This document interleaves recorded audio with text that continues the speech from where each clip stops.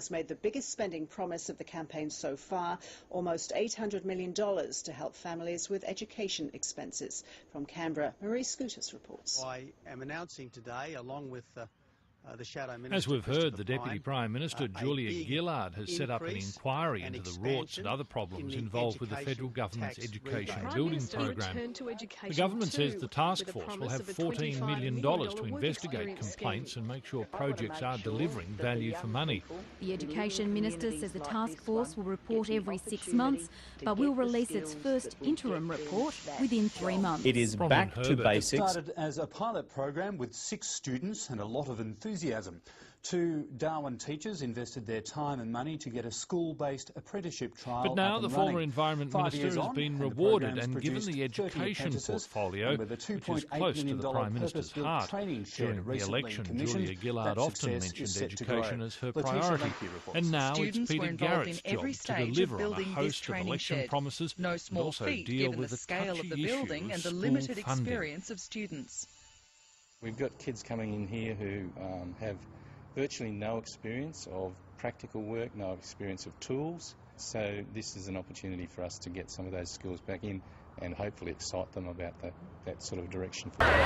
Teachers are the key to Victoria's economic and social Parents future. will soon know just what their children are learning at school with the release today of the draft national curriculum. It means every student will get the same lessons no matter where they are.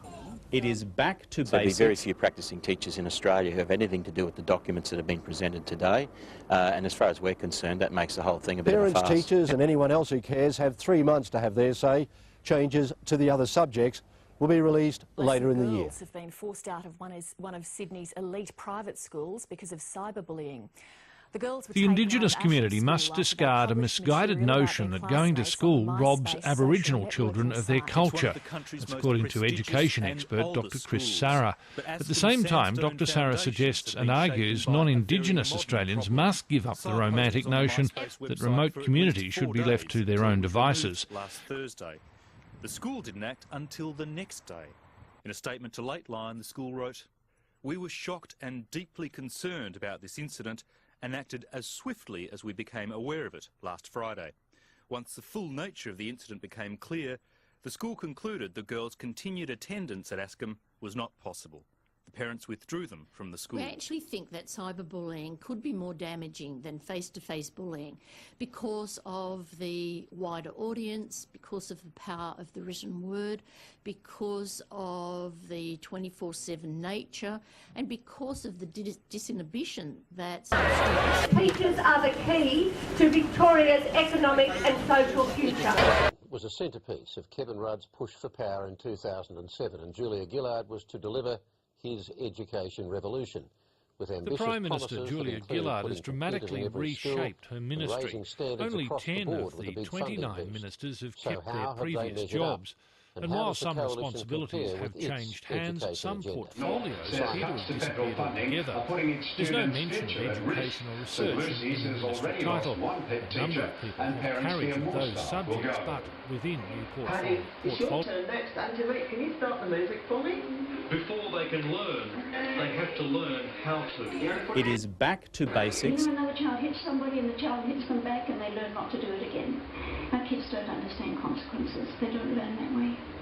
We have to reiterate it and drill it. And for less, federal government cutbacks this year slashed St Lucy's funding by $80,000. It paid for a therapist and psychologist who, among other things, taught the kids how to play to belong.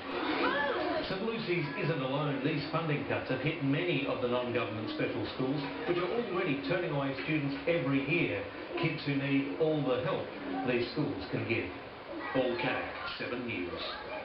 Hollywood star Brad Pitt didn't suffer. These 9 girls from Great Southern Grammar in Albany are some of the best horse riders in WA. They've just brought home An international report card on Australia's education system has been released, but already there are arguments over its veracity. The federal opposition has jumped on the OECD findings, saying it proves education has been severely neglected under the Howard government. Claire Grantham in Albany for Golden West News.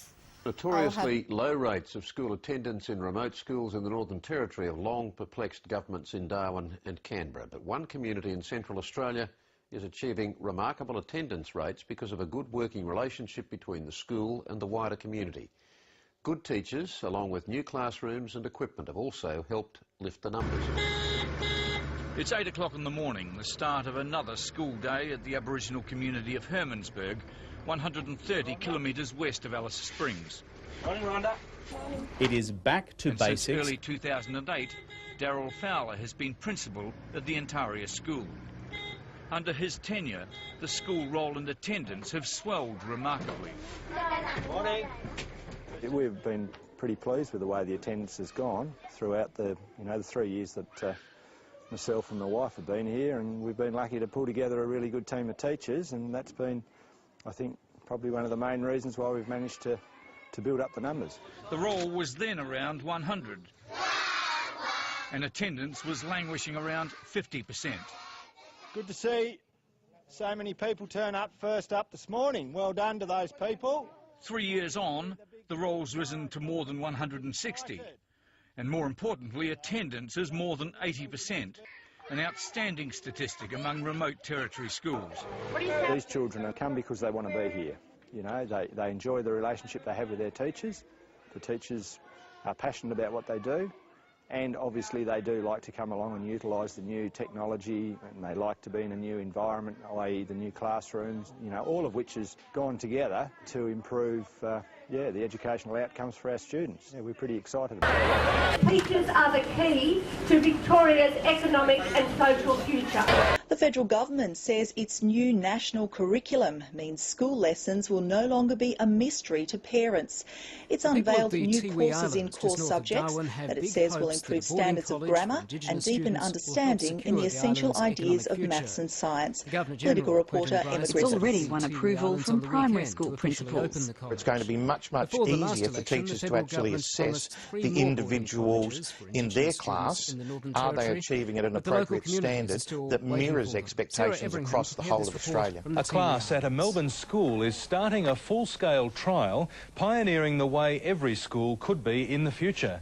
There'll be no need for books or bags because homework, even the library, is in their pocket.